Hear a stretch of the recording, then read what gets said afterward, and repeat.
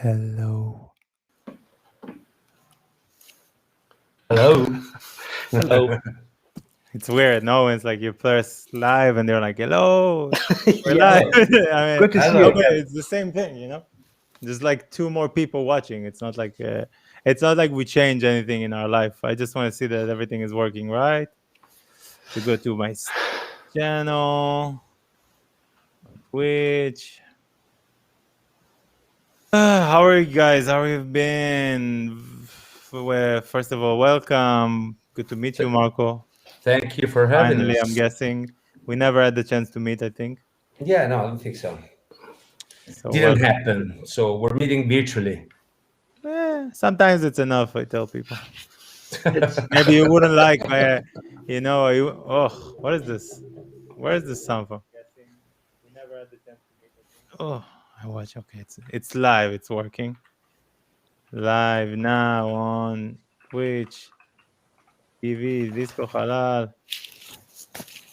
Wait,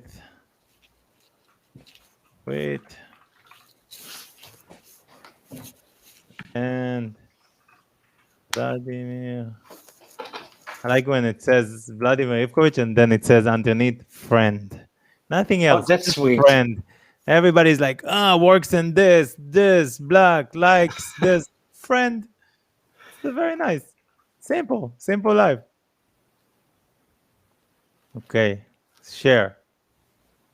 So yes, welcome to the Disco Halal A&R show, which is part podcast, part we're listening to other people music and giving our 2 cents about stuff, even if it's only our opinions. And as I like to say, it's our opinions. And yeah, how have you guys been?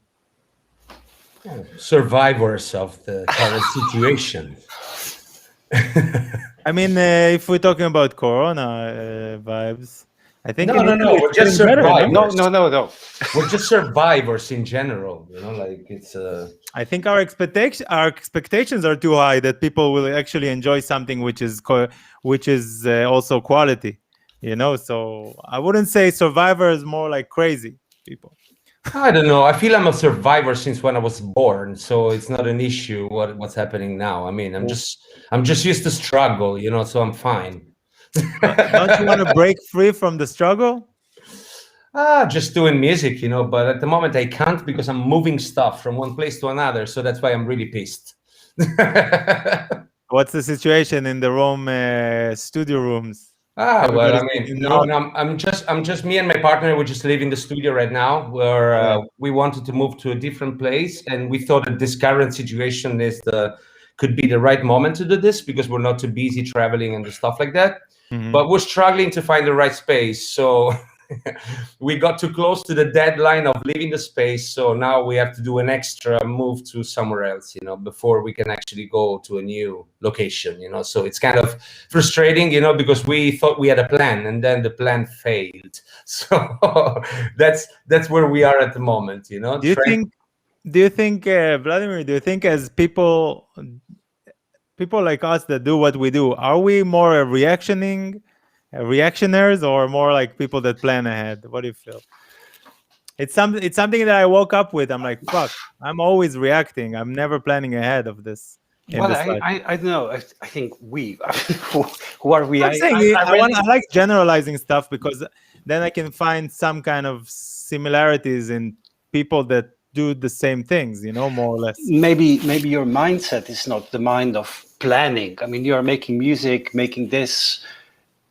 I mean, this Twitch thing since the whatever 3 months already. pandemic started. So of Yeah. course it's reacting, but then it's not a panic reaction. It's just turning into something nice, hopefully. No, but do we find? I ask myself in my life, do I find myself a lot in situations that I'm always the last person to understand the situation? I'm Then always the you're last. fortunate if you understand the situation. Yeah. Most of the time, what happened? So That's what I always ask myself. If it's something that I share with other people that share the same kind of passions, for example. Difficult to say. I'm bad in planning ahead. Marco, I mean, we always have ideas. Marco appears in my life every now and then with plenty of ideas, but it's not really what I would call planning. Yeah. More like stream of consciousness in a way. I And mean, I really like it.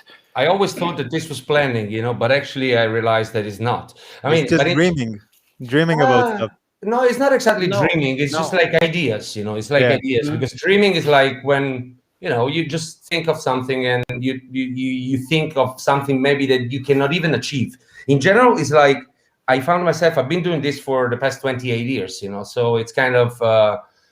I think it's some sort of planning anyway, because once you live on your own, in a way that you depend on your own work and there's no one paying you unless you do certain things or unless you provide music or release music. Of course, there's a bit of planning. I mean, I think I would lie if I don't say that I try to plan.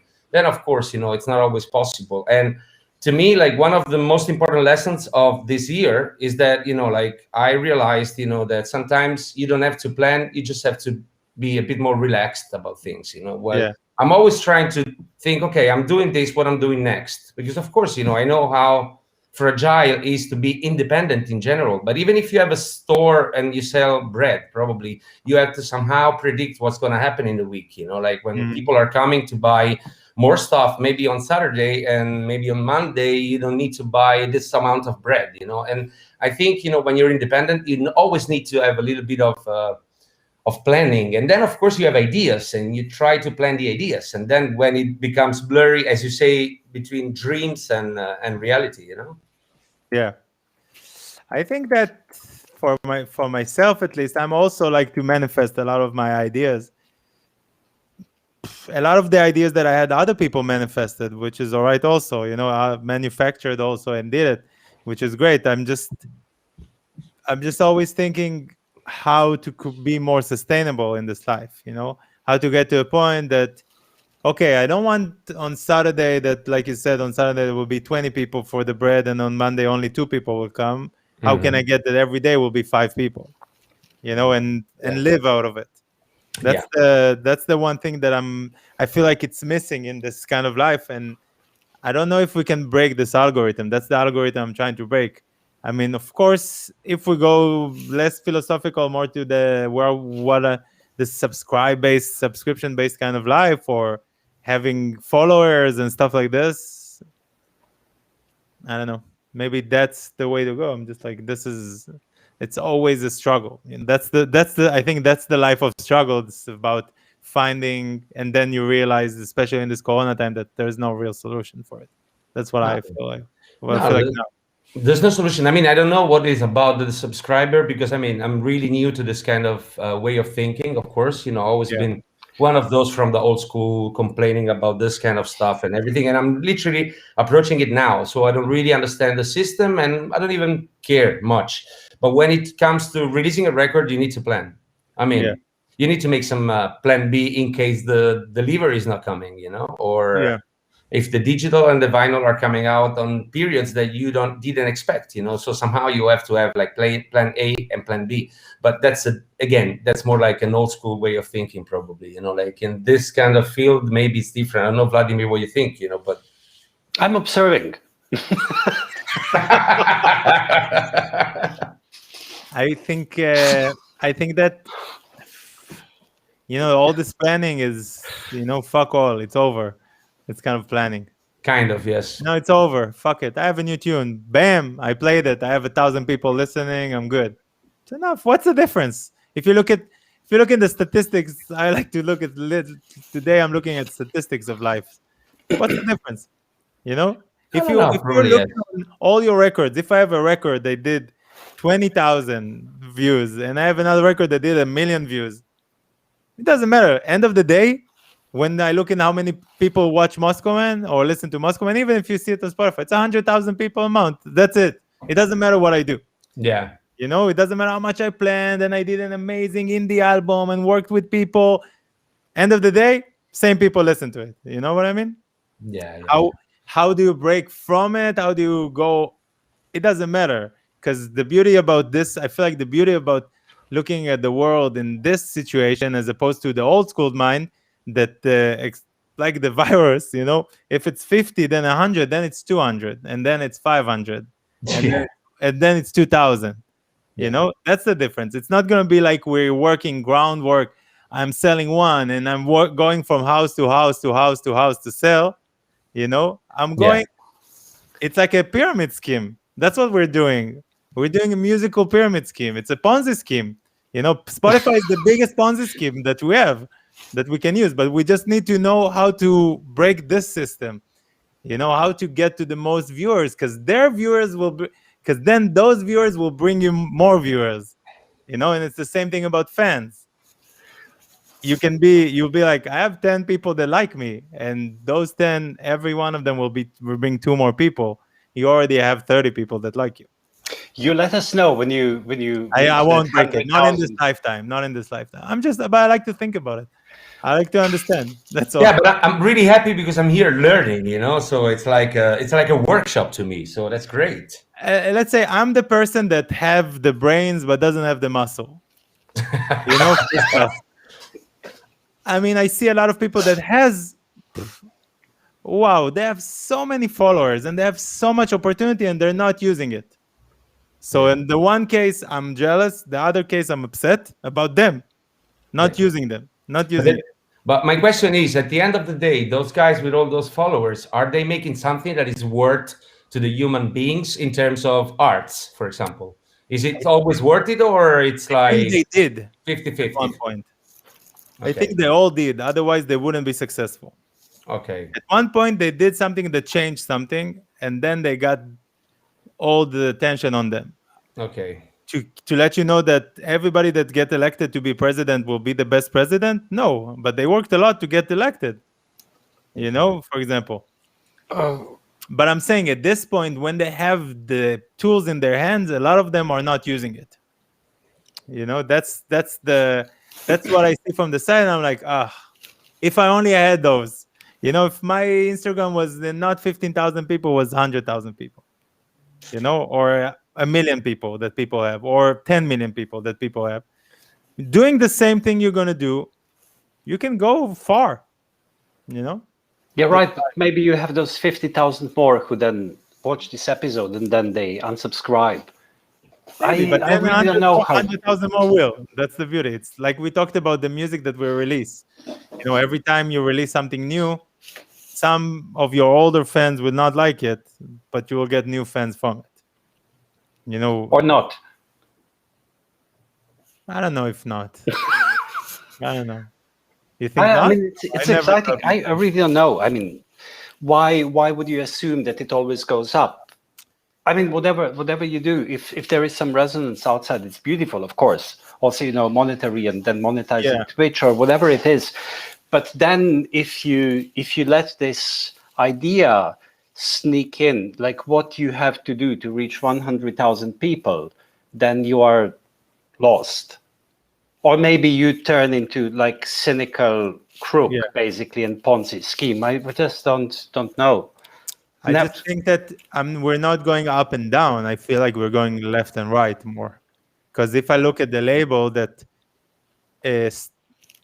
started for more Middle Eastern edits and this kind of stuff. That was the fan base. And then we made more krautrock stuff and more new wave. And that was this. And then I brought it to more clubby areas and brought more club people. Okay, we lost a little bit of those, but we got some more from the other side. So it keeps changing. But it's also interesting to dynamic in this. To find out if you also took old people from the early days to like more dance music, if they kind of change their taste or view or whatever it is with the label. For example, I think you have hardcore fans. And if tomorrow you will say, I'm going to play only jazz, for example, I'm sure people that like Vladimir Ivkovic will be with you. And more people that like also jazz. Why would I play jazz? For example.